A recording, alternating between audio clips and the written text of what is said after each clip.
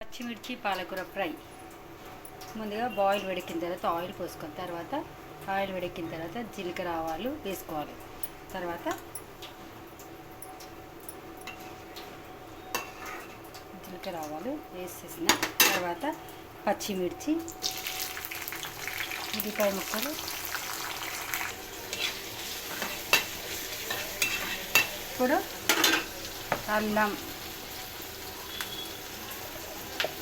పసుపు, ఉప్పు,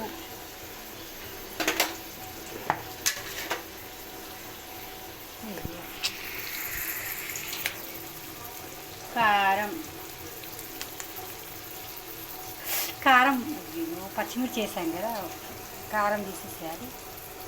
కారం వేయొద్దు, మర్చిపోయి కారం వేస్తున్నా. కారం వేయొద్దు. ఉప్పు, కారం వేయొద్దు, పచ్చిమిర్చి వేసాం కాబట్టి. ఇప్పుడు పాలకూర వేసుకోవాలి.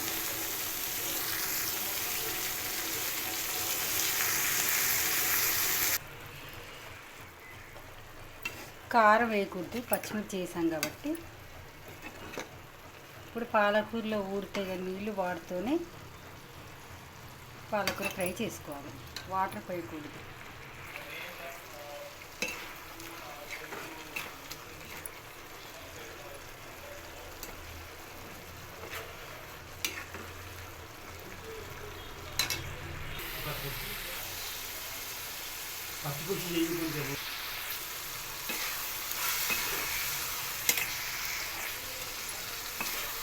పాలకూర ఫ్రై రెడీ. నచ్చితే లైక్, షేర్, సబ్స్క్రైబ్ చేసుకోండి.